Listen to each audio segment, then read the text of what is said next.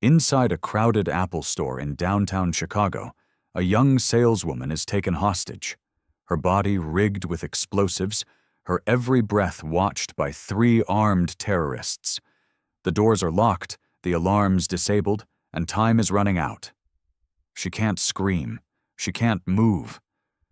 All she can do is send one desperate, silent signal, hoping someone sees. In that moment, an off-duty SWAT officer repairing his headphones notices what no one else does. With no backup, no weapon, and no time, he must risk everything to save her before the bomb goes off. Before we begin, tell us where you are watching from. And if this story moves your heart, please subscribe for more. The morning light of Chicago fell through the wide glass ceiling like molten silver, diffused and bright, warming the polished floor of the Apple store inside the Grand Central Mall. The air smelled faintly of metal and perfume, clean, sharp, and new, the scent of commerce and convenience. Outside, the hum of the city swelled and faded. But inside the glass cocoon, there was only the soft click of keyboards, the distant laughter of customers, and the serene background of a corporate playlist meant to calm nerves and open wallets. Ethan Cole stepped through the automatic doors with a sense of practiced indifference. He wore a gray hoodie, dark jeans, and scuffed boots, nothing that screamed authority.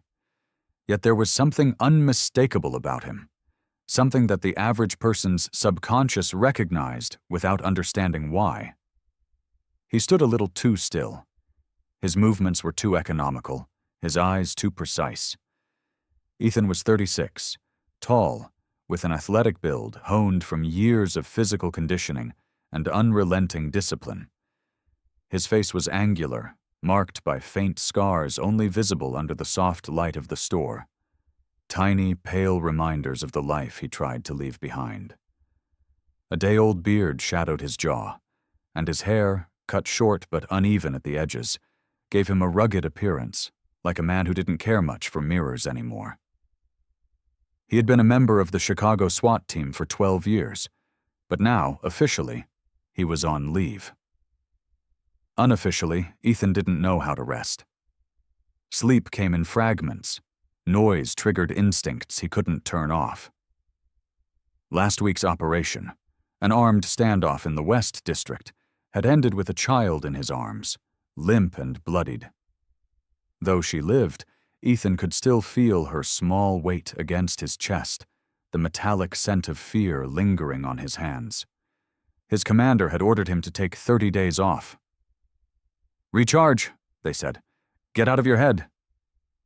But how could a man get out of his own head when it was the only battlefield left? He approached the counter, holding a small, cracked case containing his wireless earbuds. "Morning," he muttered. Behind the sleek white counter, Lila Monroe smiled, the kind of smile trained through corporate repetition, but still somehow genuine. She was 24, with fair skin that held a light dusting of freckles across the bridge of her nose. Her dark chestnut hair was tied neatly into a low ponytail, a few stray strands brushing against her temples. She had a soft, oval face, the kind that made customers instinctively relax. Her uniform, black shirt tucked into fitted jeans, was spotless, yet her eyes told a different story. Faint shadows beneath them, a tiredness born not of laziness but of quiet endurance. "Hi there," she greeted warmly, her voice soft but steady. "How can I help you today?" "My earbuds. Left one's dead. Won't charge." "Let's take a look," she said, gently opening the case, her fingers quick and deft. She moved with an attentiveness that Ethan noticed immediately, efficient, precise. She was good at her job, maybe too good for a place like this. As she examined the earbuds, he found his gaze wandering, not in attraction, but in quiet observation. He saw the tiny tremor in her right hand when she reached for the charging port, the way she glanced toward the store entrance every few seconds, as though expecting someone. Her badge read Lila M., and the name suited her. Simple, elegant, with a hint of melancholy. Bad contact, probably. I can send it in for repair, but it might take a week, she said, looking up. That's fine, Ethan replied, though he wasn't really listening. His eyes drifted across the room. Years of training had wired his mind to catalog spaces automatically. 2 exits, main doors and a back maintenance corridor, cameras above every display table, motion sensors embedded in the ceiling. Security staff stationed outside near the corridor junction, their posture lazy but alert. The store itself was an architectural marvel of glass and symmetry, all smooth surfaces and reflections. To a soldier's eye, it was also a trap. Too few solid walls, too many mirrors. Do you work here full-time? He asked suddenly. Yeah, she replied, handing him the receipt. Almost 2 years. It's not bad, except when it's launch season. People go a little crazy for shiny things. He smiled faintly. You ever think about doing something else? Every day, she said with a small laugh. But college loans don't pay themselves, and this place at least has air conditioning. Her tone was light, but her eyes betrayed something else. An ache that came from standing too long in one place, from watching hundreds of strangers pass her by without ever really seeing her. Ethan recognized that feeling. It was the same kind that haunted soldiers after the noise stopped. The sense that the world kept moving, but they didn't. As he waited for her to print the service ticket, he looked around again.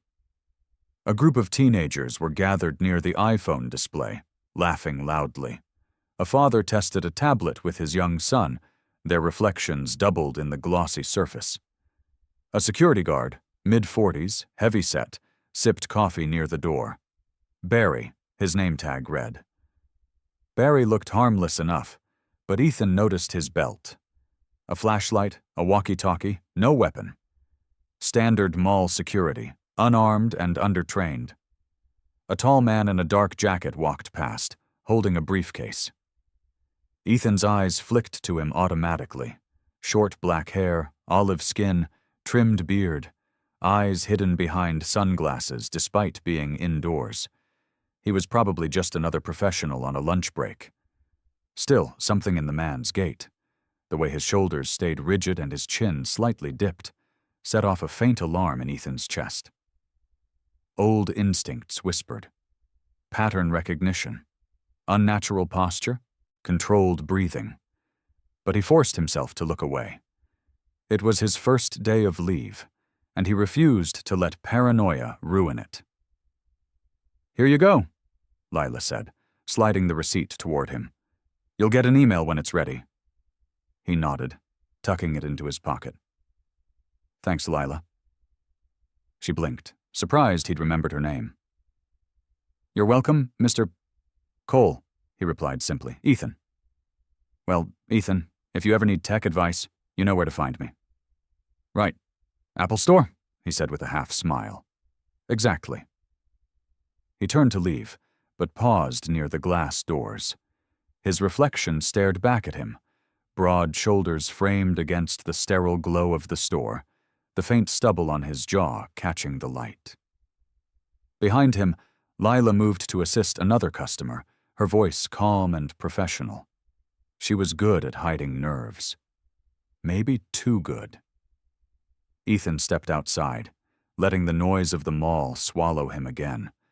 The hum of conversation, the scent of pretzels and coffee, the distant echo of footsteps. He adjusted the strap of his messenger bag and took a slow breath. The air was heavier here, dense with the smell of humanity. He could almost feel the vibration of life pressing in on him, and yet, beneath it all, there was a strange tension. Something faint, like static before a storm. He didn't notice the 3 men entering the store behind him. They moved with quiet coordination, their expressions neutral, their pace measured. To any bystander, they were just customers. But to a trained eye, they were something else entirely. A triangle formation, eyes scanning corners, one hand always near the jacket seam. Ethan had made it halfway down the corridor when that faint whisper of instinct tugged at him again. He hesitated, turning slightly. Through the glass wall, he caught a glimpse of the tall man from before, standing too close to Lila, his hand disappearing into his coat pocket. The other two were spreading out, one near the door, one near the cashier's counter. Ethan's jaw tightened. It could be nothing. It could be everything. His heart gave a slow, measured beat, the kind that came before gunfire. He stared at the reflection of the Apple logo glowing faintly on the floor, its perfect symmetry trembling under the hum of the air conditioner. For a brief second, time seemed to pause. Just a man standing in a mall, a woman helping customers, three strangers blending into the crowd. Ordinary, perfectly ordinary. And yet somewhere deep inside him, the soldier that had never left whispered a quiet warning. Something was wrong. And Ethan Cole, for the first time in weeks, felt completely, painfully awake. The glass doors sealed with a hiss, and the soft hum of the Apple store transformed into a vacuum of silence. The cheerful playlist faded mid-note. Conversations froze. The world narrowed to the click of metal against tile, the unmistakable sound of a gun being drawn. Three men stood at the center of the store, their movements calm, deliberate, and terrifyingly synchronized. They wore identical black suits and earpieces, each with a laminated network maintenance badge clipped to their breast pockets. The tallest of them, Rashid Al-Karim, was the first to speak. He was in his late 30s, with olive skin, sharp cheekbones, and a neatly trimmed beard that framed his angular jaw. His hair, black as ink, was combed with military precision. But it was his eyes, flat, amber, and utterly without hesitation, that made people stop breathing. There was a chill in them, the same chill found in men who had already made peace with violence. Years of surviving foreign wars had carved his calm demeanor into stone. Rashid had once been an engineer in Aleppo before his family was killed during an airstrike. What remained was a man whose intelligence had hardened into vengeance. "Everyone stay calm," Rashid said, his voice smooth as polished marble. "No one needs to get hurt." He motioned to the man on his right, Mikal, a shorter, muscular figure with a square face and a thick scar running from his temple to his jaw, a wound poorly stitched long ago. Mikal had been a mercenary in Eastern Europe, a man who preferred direct solutions. He unzipped a heavy black duffel and pulled out a compact device shaped like a tablet. 30 seconds, Mikal muttered, his accent thick, his hands steady as he connected cables into the store's router panel.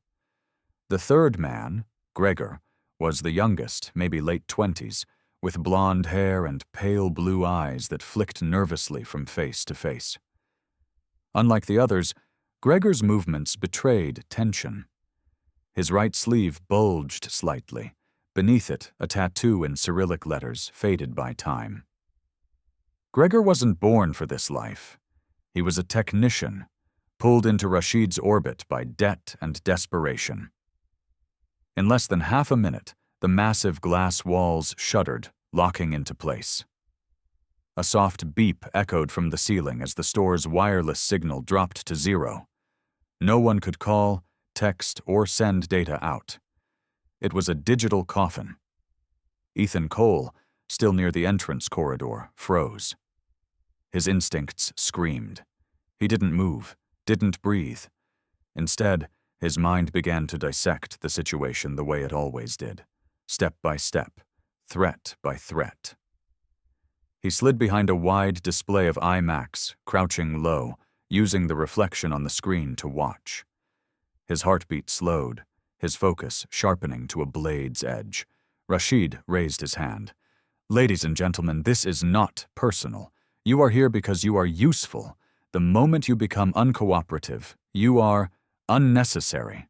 His English was perfect, but every syllable carried the faint rhythm of his native Arabic. A woman near the Apple Watch display whimpered. Rashid didn't even glance at her. He gestured toward the counter where Lila Monroe stood frozen, her hands trembling over the keyboard. "You," he said, voice flat. "Step forward." Lila's breath hitched. Her co-workers stared, eyes wide with silent pleas for her not to move, but she knew disobedience could trigger worse. She stepped out slowly, palms raised. "Please," she whispered, "you don't have to—" Rashid's gaze sliced through her sentence. Silence. Mikhail approached her with a small metal briefcase, setting it on the table. He opened it with a soft click. Inside, nestled among wires and padding, was a compact, explosive vest, sleek, black, and horrifyingly modern. He lifted it carefully, as though it were sacred. "Put it on her," Rashid ordered. Gregor hesitated. "Sir, she—" "Now." Ethan's eyes tightened. He watched as Gregor fumbled with the vest, his hands shaking slightly as he placed it over Lila's shoulders. Her breathing quickened, tears welling but refusing to fall. Rashid adjusted a small control pad strapped to his wrist. A manual trigger, sleek and metallic, connected by signal to the vest. He gave a single nod.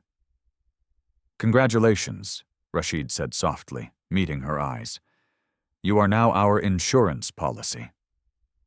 The sentence landed like a weight in the room. The customers stood in stunned silence. 20 souls turned into statues. Somewhere in the back, a phone clattered to the floor. Rashid's head turned, just slightly. "Pick it up," he said. The young man who had dropped it scrambled to obey. Rashid smiled faintly. "Good. We will all get along." Mikhail finished placing small motion sensors at the doors and windows. "Perimeter secure," he said. Rashid nodded. "Begin the broadcast." From the duffel, Gregor pulled a small 4K camera and a router-like black box powered by an internal battery. He set it up on a table facing the hostages. Within seconds, a red light blinked on. "Live," Gregor muttered. Rashid stood before the camera, posture straight, voice calm. "To those watching," he began, "this is not an act of madness but of consequence. We demand $5 million transferred to the account displayed below. You have 30 minutes, if not—" He turned slightly, resting his hand on Lila's shoulder. "She dies, and so does every person in this store." Somewhere in the crowd, someone sobbed.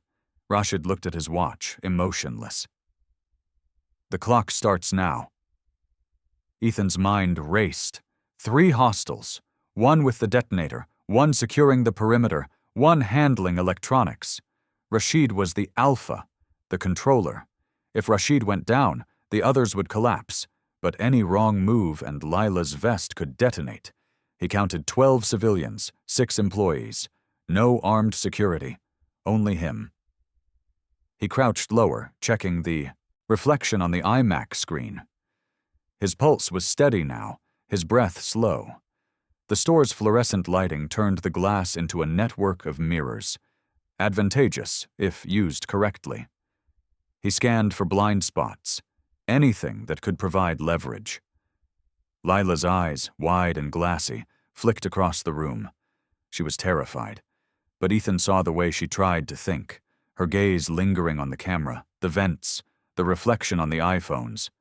She wasn't just panicking, she was analyzing. Somewhere beneath the fear, there was intelligence and instinct. "Everyone down," Rashid commanded. "Hands visible, phones on the floor." His tone was measured, not loud, but it carried the weight of a man who had killed before. Mikhail paced between the tables, gun raised, while Gregor monitored the live stream feed. "Comments are coming in," Gregor said nervously. "Thousands already."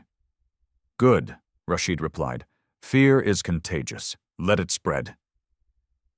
From behind the counter, Lila's co-worker Marcus, a tall, thin young man with curly hair and anxious eyes, whispered to her, "Lila, are you okay?" Rashid's head snapped toward him. In a single motion, he fired into the ceiling, the suppressed shot muffled but deafening in the confined space. "Next word," Rashid said, "and I make you the new example." Marcus froze, shaking. Ethan's jaw tightened. The urge to act was like an itch under his skin, but he knew the rhythm of men like Rashid. They were methodical. Impulsive action would get everyone killed. He waited, watching patterns, where Rashid stood, how Mikhail circled, where Gregor's attention drifted to the laptop display. Lila exhaled slowly, her hands clenched on the counter. Then, almost imperceptibly, her fingers began to move, tapping the surface in small, rhythmic patterns.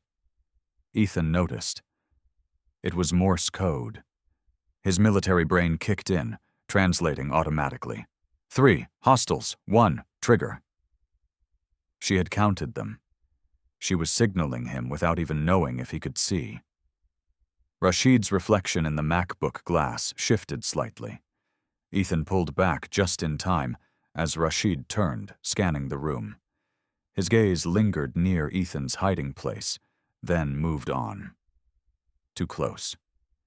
Outside, beyond the soundproof glass, mall patrons walked by unaware, laughing, holding shopping bags, passing the glowing Apple logo where 20 hostages now sat in terrified silence. The world kept turning. Inside, Rashid looked at his watch again. 25 minutes, he said quietly. Then we begin the countdown. Ethan exhaled through his nose, muscles coiled. He reached into his jacket pocket where his old service multi-tool rested, a compact piece of steel with a serrated edge, more symbol than weapon. But it was something. He looked again toward Lila. Her lips trembled, but her eyes met his through the screen's reflection, a silent plea shining through tears. And in that fragile, unspoken moment, Ethan made a choice. Leave or engage. Civilians or conscience. He didn't need orders anymore. His mission had already begun. The store was eerily quiet, except for the faint hum of machines and the shallow, irregular rhythm of human fear. The bright overhead lights cast reflections across the glass tables, turning every surface into a mirror that multiplied panic. People crouched on the floor between display stands, hands over their heads, whispering prayers that dissolved into the sterile air. The only movement came from Rashid, pacing slowly in front of the hostages like a teacher in a classroom made of glass and dread. His calmness was suffocating. Lila Monroe sat in the center near the MacBook display, her breathing shallow but steady. The vest around her chest was tight, the cold metal pressing against her ribs with every breath. The wires beneath the fabric itched, but she didn't dare move. Across from her, a demo MacBook still glowed faintly on its stand. Its screen displayed the camera feed from the front lens, looping between customers' faces, frozen mid-smile from a test moments before the chaos began. But now the screen reflected only fear, and in that reflection, she saw a figure moving low behind the counter. Ethan Cole. Her heart gave a faint kick against the vest. He was still here. That stranger who had looked at her with quiet eyes earlier. The one who hadn't panicked like everyone else. She didn't know who he was, but he carried himself with a stillness that didn't belong to civilians. He was watching, calculating. Maybe, just maybe, he could see her. She took a slow breath and began to tap lightly against the table's edge. Tiny, deliberate rhythms disguised as nervous tremors. Morse code. 3, hostiles, 1 trigger. It was a desperate act, but it was all she had. Her father, a Navy veteran, had once taught her the basics when she was 10, during summer evenings when they sat by the lake and played secret message games. Now that small childhood lesson was the only language she could still control. Across the room, Ethan caught the faint reflection of her fingers moving on the MacBook screen. His mind translated the rhythm instantly. He felt a pulse of grim admiration. She was smart, thinking under pressure, choosing a language almost no one else would recognize. He looked toward Rashid, who stood with his back turned, his hand resting lightly near his wrist device. Every gesture, every breath mattered now. From his hiding spot, Ethan scanned the store again. Mikal, the brute, was moving between the tables, checking for hidden phones. Gregor sat near the counter, hunched over his laptop, monitoring the live stream chat.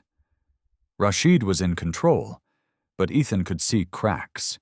Mikal's growing impatience, Gregor's visible discomfort, and Rashid's constant need to check his watch.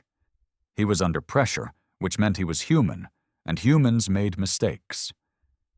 The air shifted when a muffled shout echoed from the mall outside. A voice through the glass. "Police! Drop your weapons!" Everyone froze. Rashid turned, his jaw tightening. He walked briskly to the door, tapped a code on his device, and the store's internal speakers crackled to life. "If you're listening," Rashid said, his voice calm, "any breach attempt means this store becomes a graveyard. Your move." He cut the connection. He turned to Lila, his expression unreadable. "You see? The world out there does not care about you, but I do. If they listen, you live.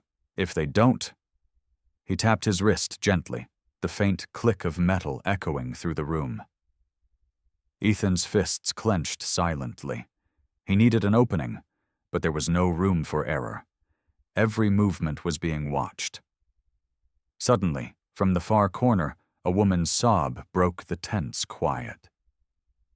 Mrs. Chen, a middle-aged customer with soft, round cheeks and streaks of gray in her hair, couldn't hold it in any longer. "Please," she whimpered, "my son is outside. He's waiting for me. Please, let me go." Rashid turned, his tone still calm but colder. "Names do not matter. Not yours, not mine. Sit down." When she didn't move fast enough, Mikal strode over, grabbed her by the shoulder, and shoved her down. Her glasses fell and cracked against the floor. Rashid shot Mikal a warning glance. "Control yourself." Mikal growled under his breath, rubbing the scar on his jaw, a reflex he did whenever anger simmered just beneath the surface. He'd been wounded by an American soldier years ago during a job gone wrong, and the mark burned like an old curse. He followed Rashid's orders out of loyalty and debt, but violence was his only language. Ethan watched the dynamic closely. Rashid relied on fear, not chaos. Mikal was the unstable one. Gregor, the weak link. That was his pattern. One leader, one weapon, one system to control. If he could isolate Gregor, he might find a way to sever the network connecting the detonator to the vest. At that moment, Lila's eyes flicked toward the far counter where Gregor sat. She saw what Ethan saw, the constant signal light blinking on the small transmitter box beside him. She realized that must be part of the detonation relay. Her mind worked fast. If she could distract them, Ethan might have a chance. Rashid turned his back to check the timer on his wrist display. Lila seized her moment. "You won't get your money," she said suddenly, her voice trembling but loud enough to draw attention. "The police will block the account. They'll find you." Rashid turned slowly, surprised not by her words, but by her defiance. "Courage," he murmured. "An admirable trait. Misplaced, but admirable." He crouched in front of her, his eyes level with hers. "You think I care about the money? I care about the message." His voice softened almost to a whisper. "The world ignored my screams once. Now, they will listen." Ethan watched, muscles coiled. The reflection of Rashid's face on the MacBook gave him an angle. 20 feet. Clear line of sight. But still no weapon. No backup. If he attacked now and Rashid hit the trigger, everyone would die. He needed something to disrupt the signal, even briefly. Then his gaze shifted to the nearby display wall. Rows of iPhones plugged into demo stations, all synced to the store's Wi-Fi before it was cut. A thought sparked. If the local network hub was still active inside, he could create interference using static discharge. He reached slowly for a coiled lightning cable near his knee, connecting it to a power port hidden under the table. He stripped the insulation off with his multi-tool, exposing live wires. While he worked silently, Rashid rose, turning back toward Gregor. Status? Gregor swallowed. Connection stable. Viewers still increasing. Good, Rashid said, adjusting his cuff. Let them watch. Let them see what happens when a superpower ignores the powerless. Ethan twisted the wire together and made contact with the metal leg of the display table. The faint hum of static filled the air, invisible but pulsing. The light on Gregor's transmitter flickered once, barely noticeable. Ethan froze, heart pounding. He'd caused interference, but too soon. The signal stabilized again. Lila noticed the flicker, though. For a split second, the small green LED on her vest blinked off. Her eyes widened. Someone was trying to help. She didn't know how, but she trusted it. Outside, the muffled wail of sirens echoed closer. Rashid looked toward the glass, his jaw tightening again. They think we are cornered, he said softly. They are wrong. He gestured toward Mikhail. Move the hostages to the center. If the police enter, we make our point early. Mikhail barked orders, pushing people roughly into a circle. He dragged a crying teenager, Samir Patel, about 16, skinny, dark hair falling into his eyes. Samir tried to speak, but Mikhail shoved him down beside Lila. Quiet. Samir's lips trembled as he whispered, Are they going to kill us? Lila forced a calm she didn't feel. Not if we stay smart, she murmured. Ethan had seconds to decide. Rashid's back was turned. Mikhail was focused on moving people. Gregor's attention was on the laptop feed. If Ethan could reach that transmitter. He slid along the floor, low and silent, like a shadow. Every step was a calculation of distance and breath. He was 3 tables away when Gregor suddenly shifted, glancing toward a reflection. Ethan froze, his body pressed flat against the cold tile. Gregor squinted, unsure if he'd seen something. His pale blue eyes darted around, anxiety etched into his young face. Rashid barked something in Arabic, and Gregor flinched, returning to his task. Lila exhaled a shaky breath of relief. She hadn't even realized she'd been holding it. Her gaze met Ethan's reflection again, and this time he gave a single, deliberate nod. He'd seen her signal. He understood. The tension in the room thickened, seconds stretching like hours. Rashid looked at his watch once more. 10 minutes, he said. After that, the world will remember our names. Ethan flexed his hand around the exposed wire, ready to act. He didn't have a full plan, just instinct, timing, and one fragile link of trust between him and the terrified girl in the vest. The silent signal had been sent. Now came the storm. The store's air grew heavier with each passing minute, the weight of silence broken only by the faint hum of electronics and the occasional sob from a terrified customer. Every reflection shimmered like 1,000 eyes, watching the same nightmare unfold. The digital timer on Rashid's wrist blinked down to 9 minutes. Each flash of red was a countdown to death. Ethan Cole crouched low behind a display table, his breathing steady, eyes fixed on every movement in the room. The wire he had stripped earlier still hummed faintly beneath the table, coiled like a hidden serpent waiting to strike. His body was still, but his mind moved with the precision of a soldier mapping a battlefield. 3 hostiles, 20 hostages, 1 bomb. The odds were meaningless. He had faced worse with less. Rashid stood by the glass wall, phone in one hand, still negotiating through a blocked line with someone on the outside. His voice was calm, but Ethan could hear the tightness under each word. Rashid was a man who needed control, and control was slipping. Mikhail paced like a caged bull, his heavy boots scraping the floor, his thick scar twisting when he clenched his jaw.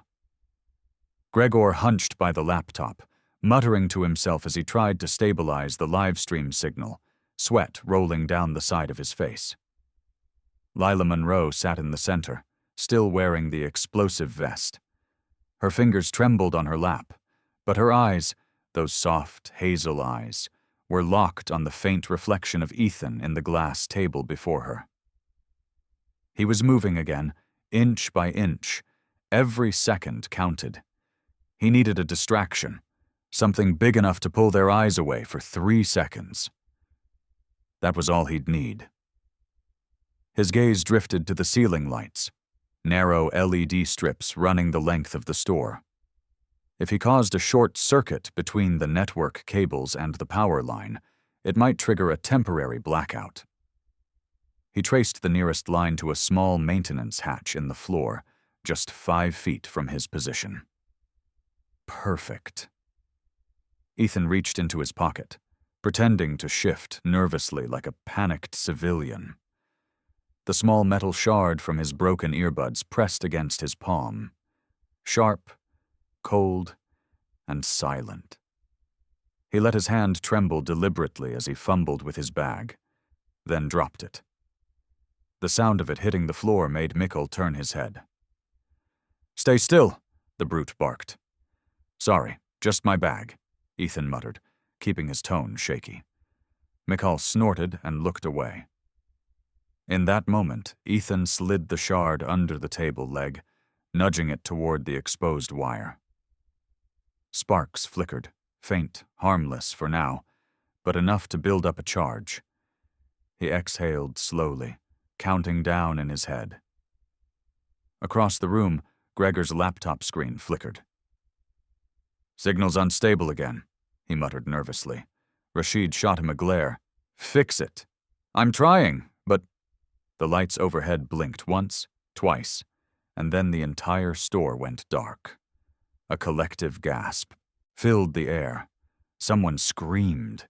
The glass walls reflected only chaos, flashes of motion, silhouettes colliding with light. Mikhail cursed in his native tongue, fumbling for his flashlight. Rashid's voice cut through the dark like a blade. "Nobody move!" But Ethan was already moving. He launched forward in a low sprint, using the shadows like armor. The dim emergency lights pulsed red every 2 seconds, just enough for him to time his movements.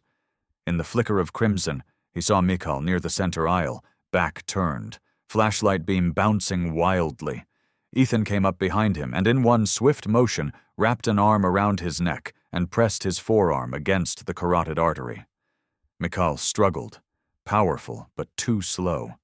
Ethan twisted, applying precise pressure. Mikhail's body jerked once, then went limp. Ethan caught him before he hit the ground and eased him silently behind a table. 1 down, 2 to go. Lila watched through the dim light, barely daring to breathe. When Mikhail's flashlight dropped and rolled away, she caught Ethan's eyes again in the reflection of a nearby iMac screen. He gave her a single nod. The unspoken message was clear. "Stay still. Trust me." The lights flickered back on suddenly, bright, sterile, merciless. Rashid turned sharply. "Where's Mikhail?" he demanded. Gregor froze, eyes darting around. He was just... Rashid's gaze fell on the empty space where Mikhail had stood. His expression didn't change, but something dangerous flickered behind his eyes. "We have a ghost," he said softly.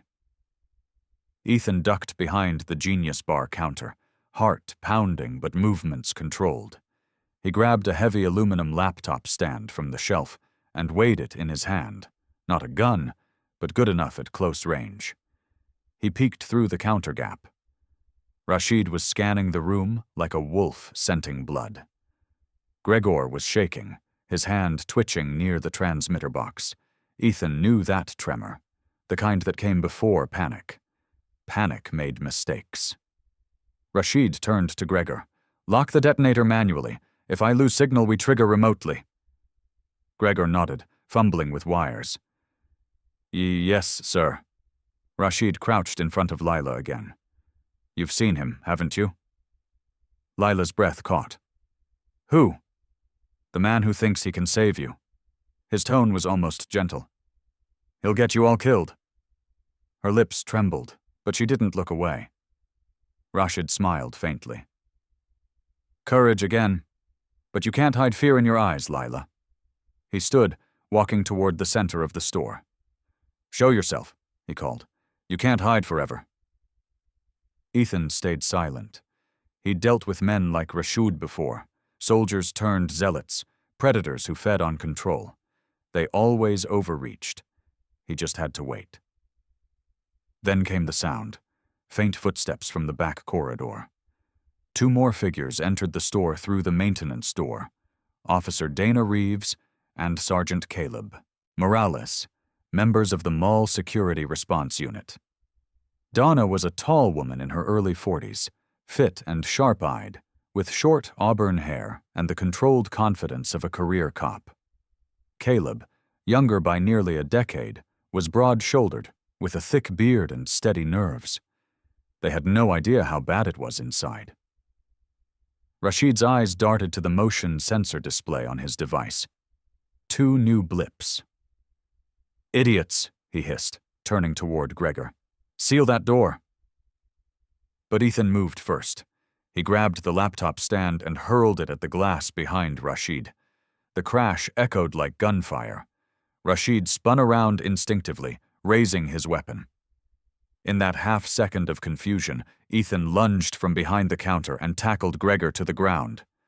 The younger man cried out in shock. The transmitter box flew from his hands, skidding across the floor. "Get it!" Rashid shouted. Lila reacted before she could think. She kicked the transmitter under the counter just as Rashid fired. The bullet shattered a display behind her, shards of glass raining down like sparks. Dana and Caleb ducked for cover near the entrance. The room erupted into chaos. Ethan wrestled Gregor, pinning him with a knee to the chest. "How do I stop the vest?" he growled. Gregor's terrified eyes darted toward Rashid. He has the manual override." Rashid turned, gun raised, but Ethan rolled behind a table, dragging Gregor with him. "You don't have to die for him," Ethan said. "Help me end this." Gregor's breath came in gasps. For a moment, something cracked behind his fear. Guilt, perhaps.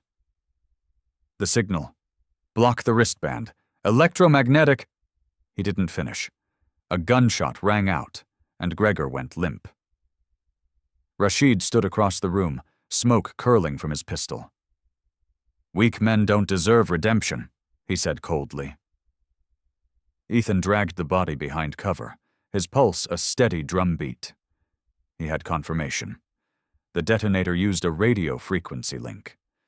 If he could overload the signal with the static charge still running in the wires, he could neutralize the control for good. He only needed to get close enough. The smell of gunpowder mixed with burnt electronics filled the air. Dana yelled from the doorway, "SWAT's on the way! Hold position!" Rashid smiled darkly. Too late. He lifted his wrist and pressed a button. The light on Lila's vest flickered red. Ethan moved without thinking. He dove across the floor, grabbed the exposed wires, and jammed them against the nearest metal surface. A blinding spark erupted. The lights blew out again, plunging the store into darkness. The sound of the detonator's beeping stopped abruptly. Silence. Then, a hiss of static. When the emergency lights flickered back on, Rashid's wristband was sparking, smoke rising from its circuits. The detonator was dead. Lila gasped, trembling as the red light on her vest faded to black.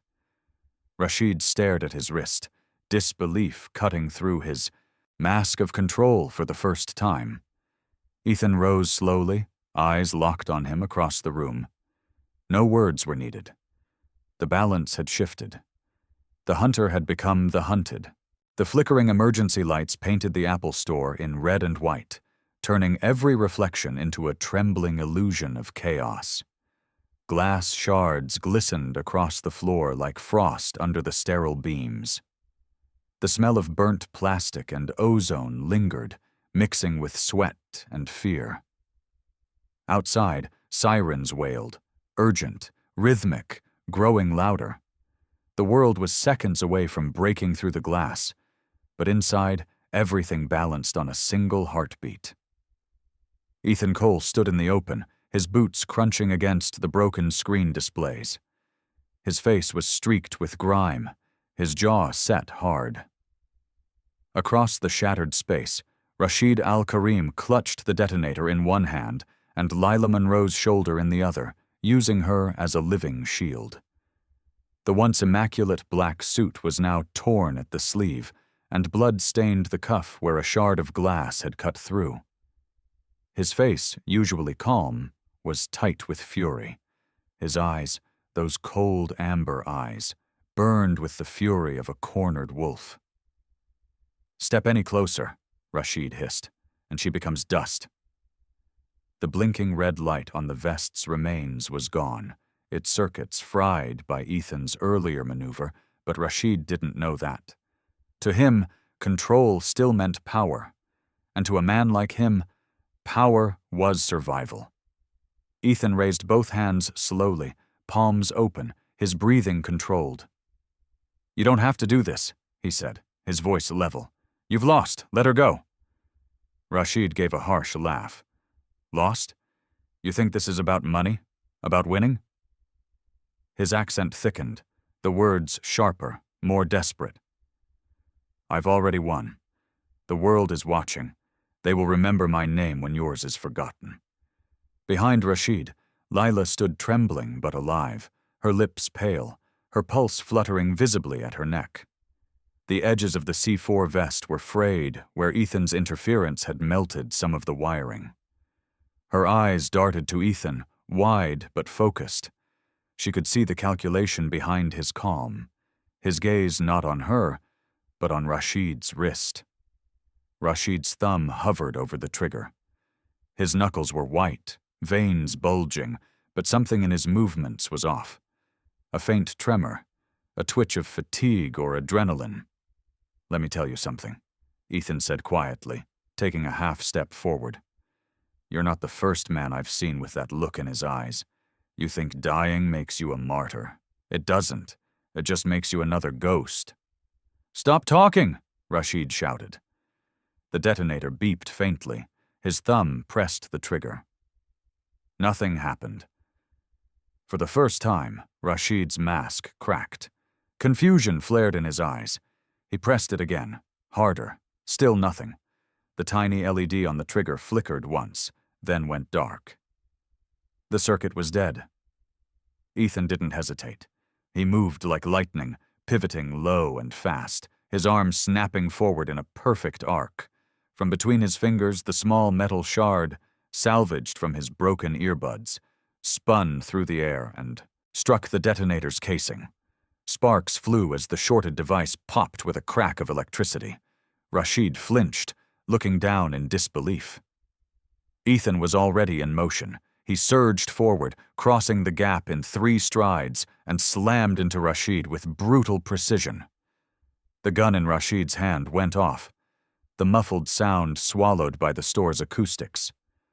The bullet shattered a wall display, raining glass and fragments of iPhones across the room. Ethan twisted, using Rashid's arm against him, disarming him with a torque that made bone creak. The weapon fell, skidding across the floor. Rashid fought like a man possessed. Years of guerrilla combat showed in the way he struck, elbows sharp, movements efficient. He landed a blow to Ethan's ribs that sent a shock through his side. Ethan absorbed it, countering with a knee to the gut that drove Rashid backward into the glass counter. The display behind him exploded in a spray of silver shards. Rashid roared, swinging wildly, but Ethan ducked under and delivered a precise strike, a forearm across the jaw followed by a sweep that sent Rashid sprawling. His body crashed into the base of the iPhone stand with a dull crack.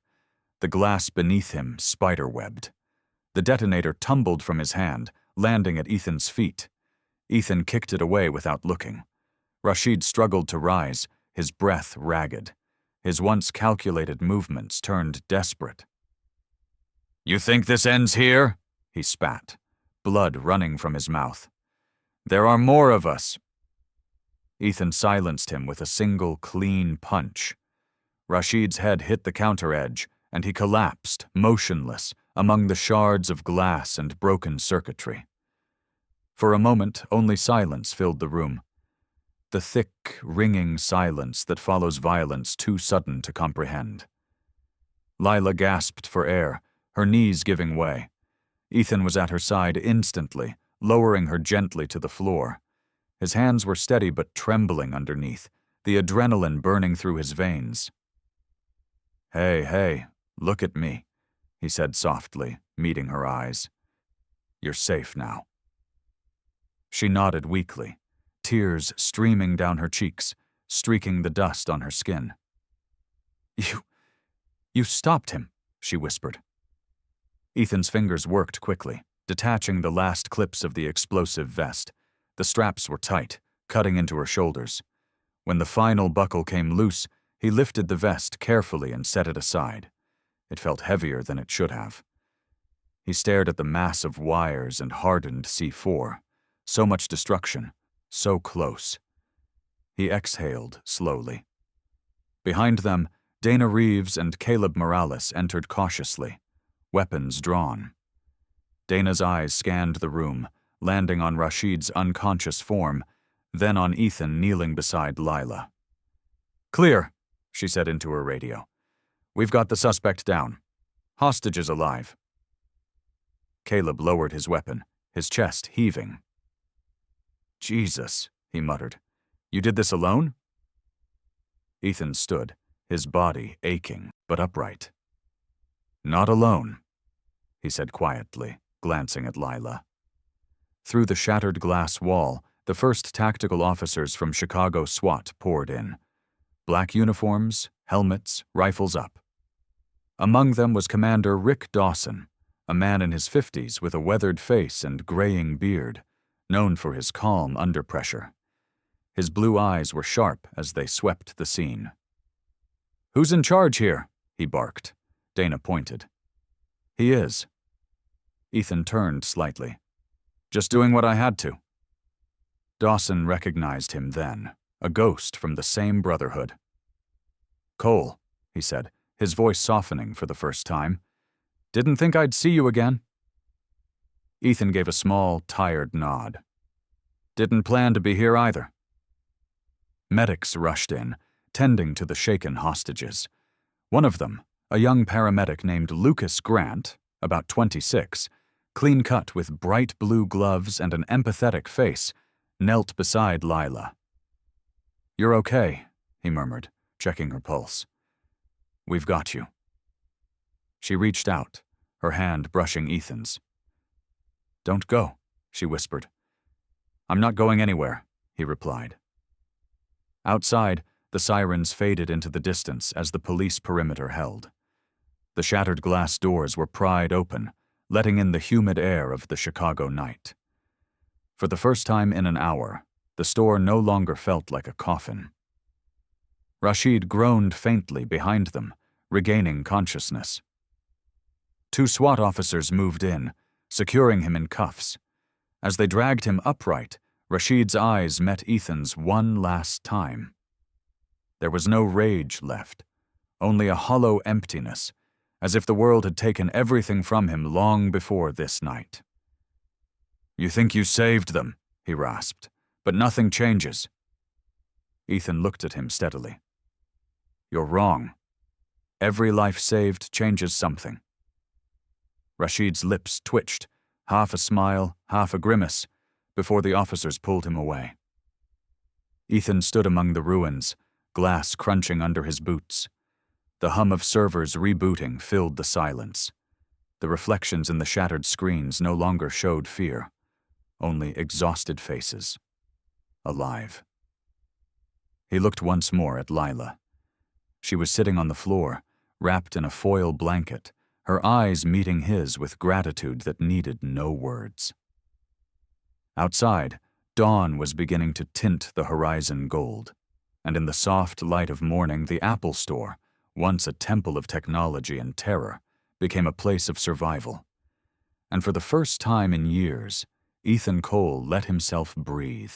The dawn had finally broken over Chicago, spilling gold and silver light through the fractured facade of the Apple Store. Red and blue police strobes pulsed across the glass like heartbeat rhythms, the mirrored walls catching the chaos and transforming it into something strangely beautiful, a kaleidoscope of survival. The smell of burnt plastic lingered in the air, mingled with the sharp tang of blood and smoke. Outside, the crowd had gathered behind police tape, phones raised, eyes wide with disbelief at the sight of the once gleaming temple of technology turned battlefield. Inside, the storm was ending. Ethan Cole stood in the middle of it all, his gray shirt torn and streaked with soot, his face cut across the cheek from a shard of glass. His breathing was slow now, each inhale deep and steady, the calm of a man who had lived through one more impossible night. His hands were raised, palms open, as the first line of SWAT operators flooded in, shouting orders through their comms. Black armor, visors down, rifles drawn, all precision, all focus. "Hands up on your knees, now!" one of them barked. Ethan didn't move. He just met their eyes, or rather the dark reflections of himself in their visors. The instinct to fight back flickered for an instant, the old muscle memory of a man trained never to surrender. But this wasn't his battlefield anymore. Slowly, deliberately, he dropped to one knee. Behind him, Lila Monroe, wrapped in a silver emergency blanket that shimmered like foil under the floodlights, stumbled forward. Her hair was tangled, face pale but alive. She saw the black muzzles of rifles trained on Ethan, and panic surged up through her exhaustion. "Wait!" she shouted, her voice breaking. "Don't shoot! He's one of the good ones!" The officers froze. For a moment, no one breathed. Lila rushed forward, nearly tripping over broken glass, and threw herself in front of Ethan. "He saved us!" she cried, voice shaking. "He stopped them! You can't—" A voice cut through the noise, deep and calm. "Stand down! That's an order!" The SWAT team hesitated, then lowered their weapons slightly. Commander Rick Dawson stepped into the light, his lined face hard but not unkind. His helmet hung at his side now, his salt and pepper hair slicked back with sweat. "Easy, everyone," he said. "He's one of ours." Lila turned to look at Ethan, confusion flashing across her eyes. "You're SWAT?" Ethan gave a small, wry smile. "Used to be." The tension broke like a dam giving way. Officers moved in to cuff Rashid Al-Karim, who was still barely conscious, blood dripping from his lip. His golden brown eyes glared at Ethan, but the defiance was gone, replaced by something hollow, resigned. The terrorist was led past the crowd of survivors, the flash of cameras outside catching his face as if justice itself were documenting the fall of his cause. Near the counter, 2 medics knelt beside the unconscious McCall, while another officer zipped a black body bag over Gregor's body. The sound of the zipper was strangely final. No one spoke. Dana Reeves walked over, helmet tucked under her arm, her stern features softening slightly. "That was some mess you handled in there," she said quietly. We'll be filing reports for weeks." Ethan chuckled under his breath, the sound dry. Wouldn't be the first time.